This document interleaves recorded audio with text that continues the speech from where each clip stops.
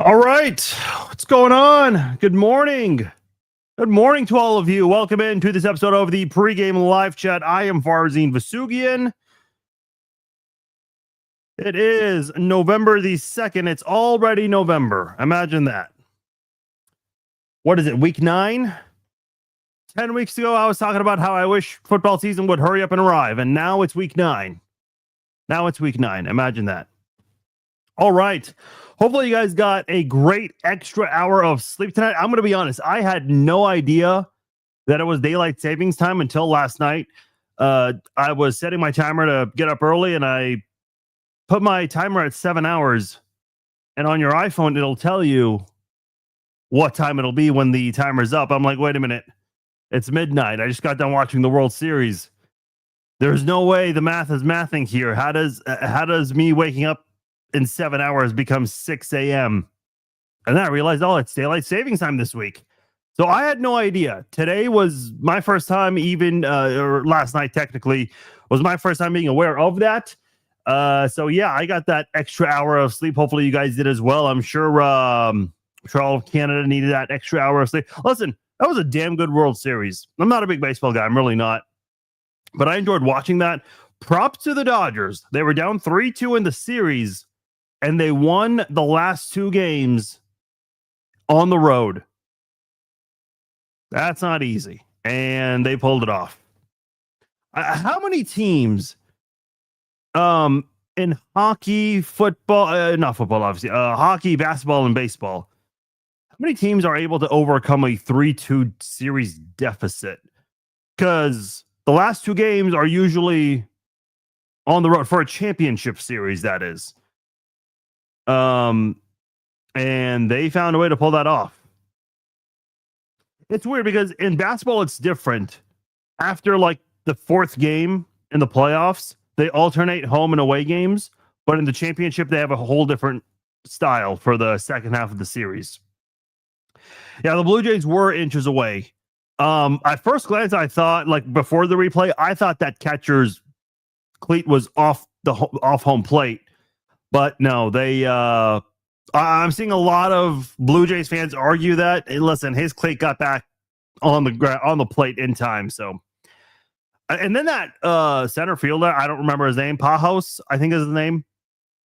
Dude, that guy, I thought he fucked it all up for the Dodgers.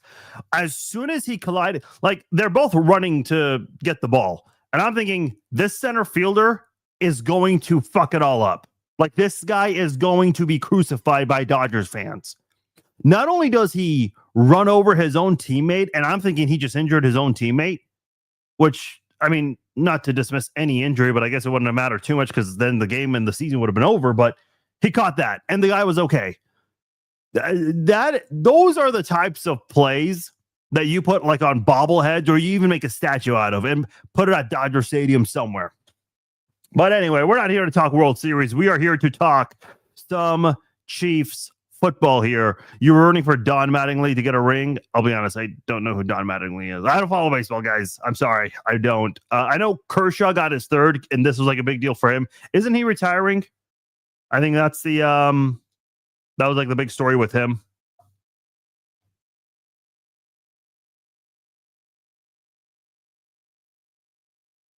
Anyway, let's talk some Chiefs football. I'm feeling pretty good today.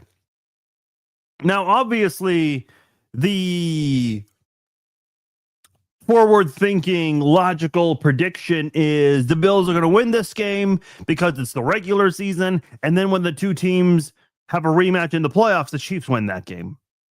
Which, listen, I'm not big on historical context. I do think that,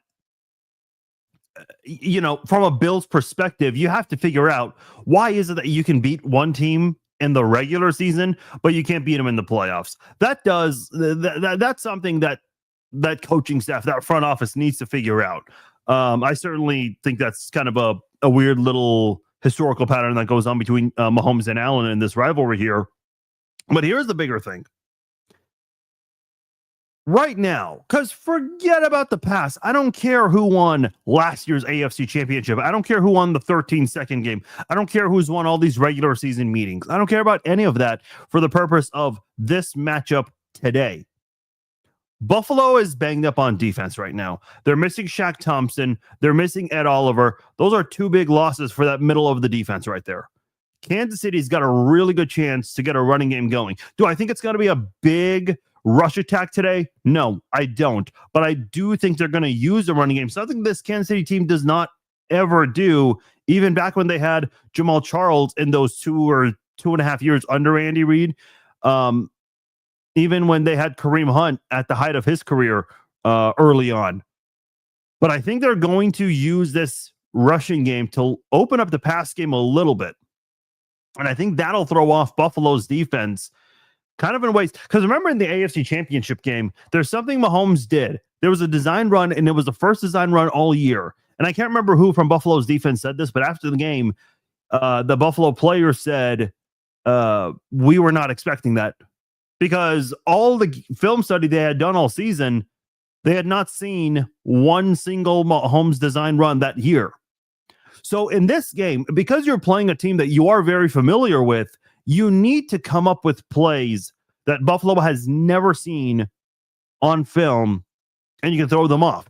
See, here's what happens. A lot of times, coaches, they spend tons of hours in their office. We talked about that a lot this year, how the coaching style is not the greatest, and they spend a lot of hours. And I think seeing Andy Reid on the docu-series, the whatever that's called, I can't remember, the Kingdom. I was about to say the franchise. That's a different show.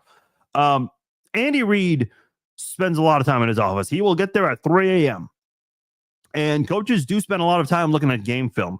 And whatever they can find, they apply it to their players and teach them what to expect, what not to expect. When your offense can come up with something that cannot be taught on film, that's when you throw a defense off. And that's when defensive coordinators get frustrated. Yeah, they'll yell at their players and whatnot, but you can't really be upset at anyone because it's not something you prepared for. And you can't prepare for it because it was never on film to begin with. And we all know Andy Reid is maybe the most creative coach in NFL history. This guy will design plays and do things that defenses will not expect. And because this is a defense that you're familiar with, Von Miller has not been in Buffalo the whole time, but he's been against Kansas City for so many years to the point where he knows what's expected of that offensive style. He's gone up against Andy Reid and Matt Nagy for so many years, going back to his days in Denver. So he knows what this Chiefs team is going to do. And I apologize, I said Von Miller. I got him mixed up with some of the Von Miller's not with the Commanders, my bad.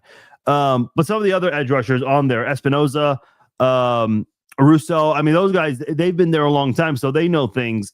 And listen, Von Miller surely taught them what they needed to know from his learning experiences over the years with Denver and when he was with Buffalo for the whole time. So anyway, apologies there. My point in general is there's a lot of familiarity between these two teams. Patrick Mahomes even said it in his press conference this week. But what's the most important thing the Chiefs need to do in this game is utilize the running game, because I think that'll create a little bit of a balance, and then it'll throw off the Buffalo defense when they least expect it.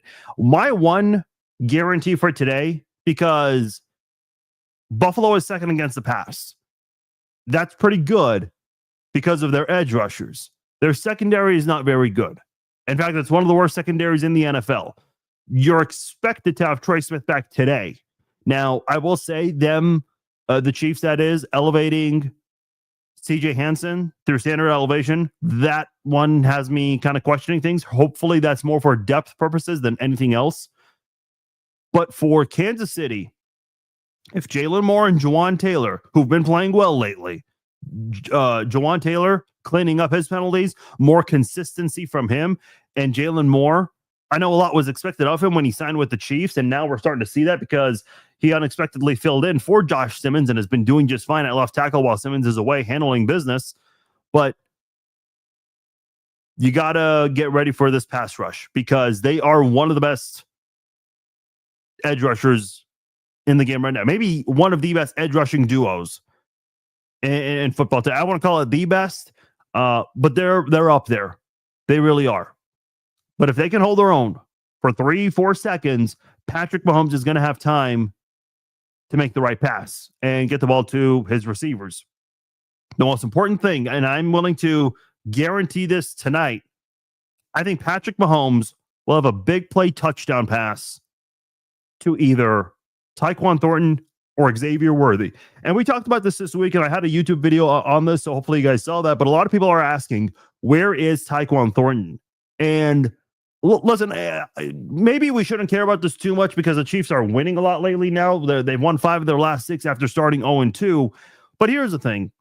What do sports fans like other than winning? They love underdog stories. Tyquan Thornton is an underdog story who is making the most of a new opportunity in Kansas City. So everyone loves a story like that. And Chiefs fans have gotten attached to Tyquan Thornton because of what he did the first couple of weeks before Xavier Worthy and Rashee Rice both returned. Ever since Worthy returned, we've seen Rice's playing time go down significantly. He got some extra playing time in that Raiders game when the game was far out of reach, but he hasn't been targeted twice in the last 3 games. In 2 of the last 3 games, I should say, to be clear. We haven't seen much of him. In fact, I think the last time he caught a pass, let's see, he had a 39-yard catch against the Raiders. Now, that was during the first half when the game was not necessarily out of reach yet for the Raiders. But in these last 3 games, he only has 1 catch. And that 1 catch is a big one. It's for 39 yards. As far as the most activity we've seen from him since Xavier Worthy's return was the 3 receptions for 90 yards in the first half against the Jaguars in a high-scoring game. He was targeted in the second half, I think, once or twice, but we didn't see him get involved much in that game.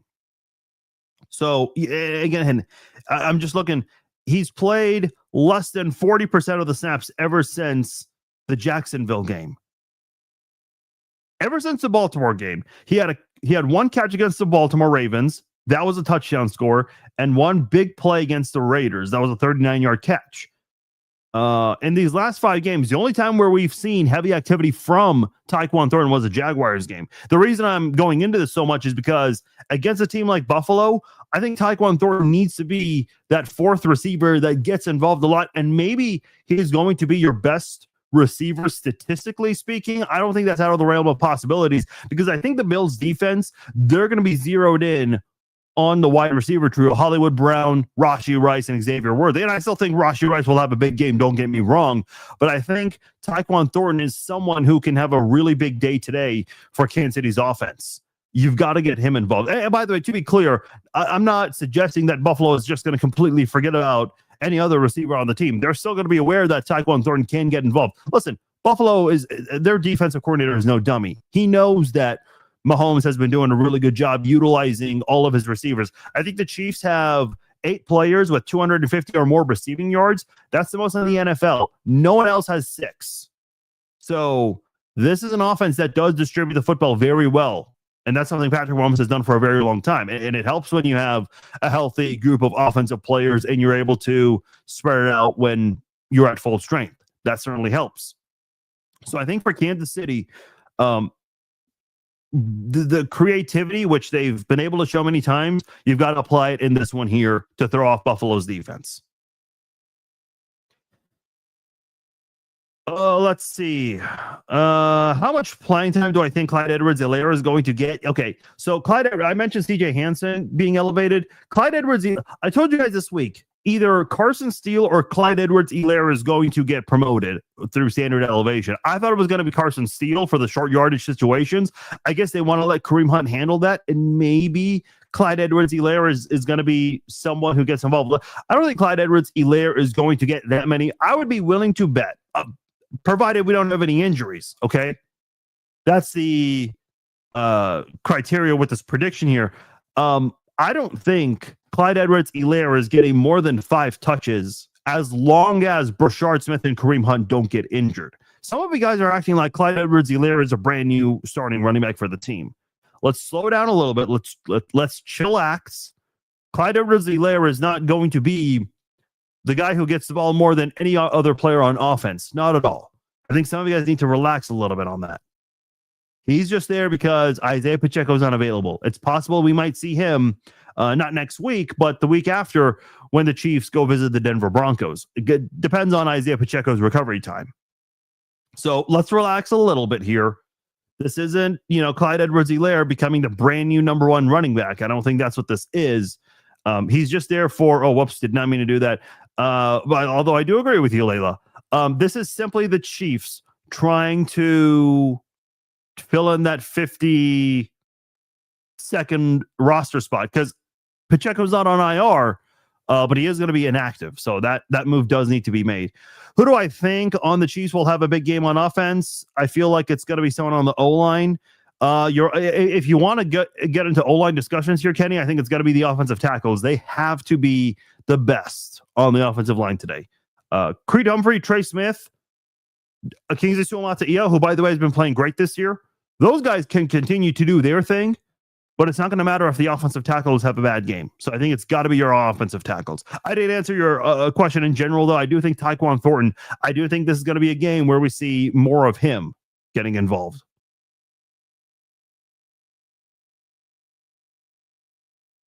Yeah, Pacheco's not going to be out today. Do I think Clyde's going to play? And I know a lot of people are wondering, is it going to be Clyde Edwards-Helaire or Elijah Mitchell? Because I think the logical thinking is that Elijah Mitchell, since he's been inactive for every game this year, that he's going to be the one that becomes the third running back on the team behind Kareem Hunt and Brashard Smith, and that Clyde Edwards-Helaire is going to be one of the inactives. Now, I don't think you would promote a guy through standard elevation just to make him inactive. Because keep in mind, you can only do that twice with a practice squad player. Because what happens is Clyde Edwards-Helaire and CJ Hansen, they go back to the practice squad. That's how that works. And you can, unless the rule has changed, you can only do it twice in a season with a player. After that, if you're going to use a player off your practice squad, he must be promoted to the 53-man roster. So I don't think they'll be promoting him just to make him inactive for the game. That would be dumb.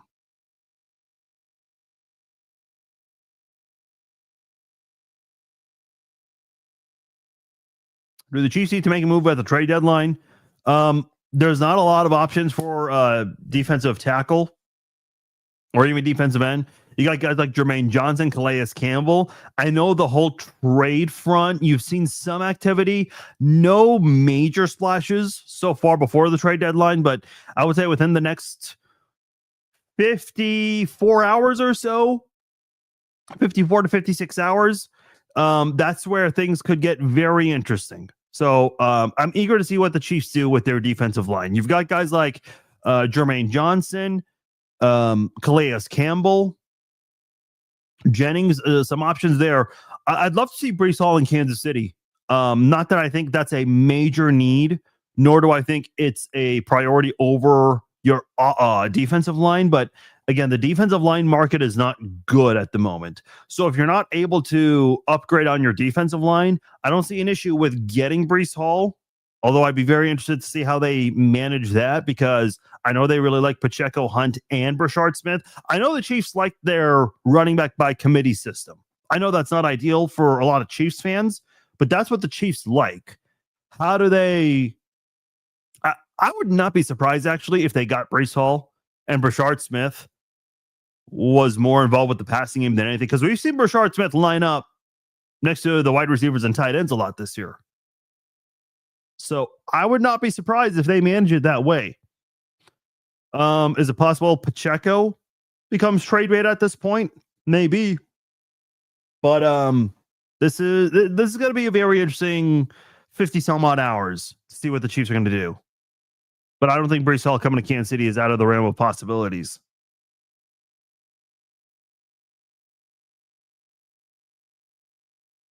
Pat GPT is going to tear them apart. I don't know what Pat GPT means.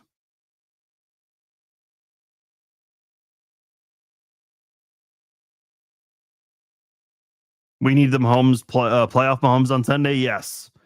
Don't exert all of your playoff energy on this one, but yes, that would be key for sure. Listen, the Chiefs are about to start a very tough 3-game stretch, and this is the best time to have your bye week. I would prefer the Chiefs win this game and the Broncos game. Obviously, you want them to win all 3, but is it possible to win all 3? I don't know. That's very difficult. coming off the bye against Denver. I know people like the Chiefs coming off a bye a lot. I believe Denver is going to have like a mini bye because they're going to be playing the Raiders on Thursday Night Football. Plus, I did say a week or two ago, I do think the Chiefs would lose that Denver game. I would rather the Chiefs win the Denver game and lose the Indy game. If you don't get the 1 seed, fine. That's okay. The Chiefs have been able to make it without winning the 1 seed before and going on the road twice for the divisional round and the AFC Championship game and won the Super Bowl that year. I would rather win the division. That needs to be priority one because you got off to an 0-2 start. Your first loss of the season was to a division rival, so it does put you behind the 8 ball a little bit. But if you can go out there and win your division, you got yourself at least one home game. That is priority number one. So if they can find a way to win that Denver game in a couple of weeks, that'll put you in a really good spot to win the division, I think. Yeah, Ed Oliver, I agree, Kyle. That is a big loss for sure. A lot of you guys asking about Clyde Edwards-Helaire. Was not expecting that many questions. Listen, guys, Clyde Edwards-Helaire will play today. They're not going to promote someone off standard elevation and not use him because you can only promote someone from standard elevation twice. So you don't want to waste that. So I said earlier, for those who came in late, I think Clyde Edwards-Helaire will get 5 touches at the most in today's game. On Instagram, Lane is asking what's going on with Christian Fulton. This was something brought up by or asked to Spags, and he gave this was last week, and he gave a very nonchalant answer, basically saying, I've talked to him, I've told him be ready, that kind of thing. Didn't really give us much. Is it possible he's being used for trade? Because this was supposed to be one of the bigger free agent acquisitions this offseason. And I know the Chiefs did not have a very busy free agency. Who'd they sign? Elijah Mitchell, who has not been used. Christian Fulton, who's barely been used. And then Jalen Moore, who wasn't being used too much up until Josh Simmons had to step away to handle his personal business. Now, in a couple of one-sided games, like in the Giants game, when it was out of reach in the end, they did pull Josh Simmons out and they let Jalen Moore get some work in there. Andy Reid was asked about that the next day after the Giants victory. So I do remember that. But I think with the offensive line, Jalen Moore's gotten some snaps prior to him filling in for Josh Simmons. But your free agents, the ones that you've added this year, weren't really being used too much. Especially the guy that a lot of people thought would have been maybe the most utilized, and that's Christian Fulton. Especially when Josh Simmons came in, the thought was, okay, maybe Jalen Moore is going to be a role player, which he has been, and he's been good at it.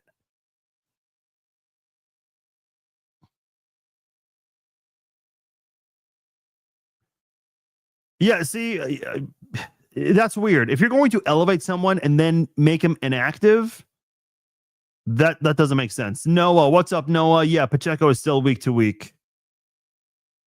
Doreen has probably the comment of the day. We need a spy on Allen, and the defense really needs to step up. I agree, because the Chiefs, they have not done a good job this year against quarterbacks, giving them all these open lane scramble, especially in that Jackson. Here's the crazy thing. The Chiefs defense did a great job against Jalen Hurts and Lamar Jackson, the two quarterbacks. Like, if you look at all the quarterbacks who the Chiefs have gone up against this year, those two you would suspect would have big games with their feet scrambling against Kansas City, but the Chiefs were prepared for that. The problem is, in the Jacksonville game, Kansas City's coverage was great. Not perfect, but it was great. And because of that, they were so focused on the coverage, they let Trevor Lawrence run free a few times in that game. And you all saw what Josh Allen did almost a year ago this time to Kansas City, running him over, taking advantage of lanes. You've got to be ready for that. So hopefully the Chiefs have a spy on Allen. Listen, you've got the linebacking corps to do so. So that needs to be done today. I'm not going to read every single comment here as we're going to try to wrap up here. Some of you guys are asking questions we've already answered. So, yeah, a lot of trade and Clyde questions, and we've already answered those. What is your score prediction for the game? I want to hear from you guys. Minus 31-21 Kansas City. I'm pretty confident Kansas City can go out there and get it done today. And I'm thinking the Chiefs are going to win by 10. Do we have the money to pay Hall? I know the Chiefs don't have a whole lot on their salary cap. What is it? Just over $3 or $4 million. But Breece Hall is currently on a rookie deal. So if you worked something out to where you gave them like a 4th-round pick, a 4th or a 3rd-round pick, and the Chiefs do something similar to what they did with the Titans last year, where the Chiefs and Titans split the salary for DeAndre Hopkins, you could maybe do that for Breece Hall, and that would make it even more feasible. So I think you would need to work out something like that in order to get Breece Hall. Because if I'm not mistaken, he's still on a rookie deal. It would be pretty shitty if the Chiefs ran Pacheco into the dirt before the end of his rookie contract, only to trade him now. Yeah, I get what you're saying. I mean, listen, it's a business. If there's a really good offer on the table, and if you feel like this will improve your team even by 1%, you got to do it. And I remember Brett Veach kind of alluding to that before the draft. At Denver, after the bye, the Chiefs sometimes come out flat. I agree with this, Samuel. I know listen, I'm glad you said this, and I know this may not be the conversation for tonight, but I think there's this preconceived notion that the Chiefs are invincible coming off a bye, and I don't agree with that. The Chiefs have had some losses coming off a bye, especially in recent years. Last year's Super Bowl, the year before Monday Night Football against the Eagles. I mean, I know they lost in a division round back when the 2 seed had a bye. They lost to the Steelers. I know this was pre-Mahomes, but still, I mean, the Chiefs have lost games off a bye. I think the thought is the Chiefs have never ever lost a game coming off a bye ever, and it's not quite what it is. I do agree Christian Fulton's a trade candidate. I certainly agree with that. Josh Williams, I don't know what you would be getting for him. He's had flashes in the past, but what can you get out of him that would make it worth it for you this year? That I don't know. Unless you would be just adding draft picks for the future. Joshua says, does Trey Smith play? They elevated CJ Hansen. See, I questioned that yesterday. I wasn't quite sure why they elevated CJ Hansen. Hopefully that's just for depth purposes and nothing else. But the word is, and I saw Ian Rappaport talk about this last night during the World Series, is that Trey Smith is expected to play. 28-20, 34-17, 31-27, 23-20, 28-24. Chiefs win by 6. 38-35. Okay, Greg thinks defense won't exist today. Christopher definitely thinks Buffalo's defense won't exist with the 70-7 score.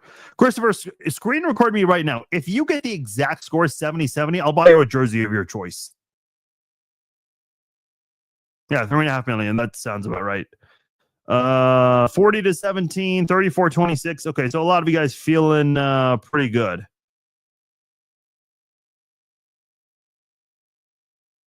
Bills fan here from Buffalo. Just want to say good luck, but not too much. Fair enough. Hey, listen, Bills Mafia was showing some love to Chris Jones. There's I don't know if it's a bar or a restaurant, but there's a spot for wings that Chris Jones has been shouting out every year, every time the Chiefs go and play Buffalo. And I guess Buffalo fans just knew to expect Chris Jones there. Usually when you make it obvious, like if you're a big name celebrity and you make it very obvious where you're going to be, that's not really great for safety purposes. But no, Bills Mafia was but showing Chris Jones some love. Love to see it. Love to see it indeed. All right, I'm going to go ahead and get out of here. Thank you all for joining me for this episode of the Pregame Live Chat. A reminder, come back at halftime. We will recap the first half between the Chiefs and the Bills. It'll be about 10 minutes, won't be too long. And then after the game, we will do the Chiefs Zone podcast live. I'll have the link for you guys to call in. All you have to do is click on that link, turn on your audio, your video, put in your name, and you can call in almost like a post-game radio show. So we will have that for you after the game, the Chiefs Zone podcast. I will talk to you all later. Enjoy your NFL Sunday action. Peace out. Talk to you then.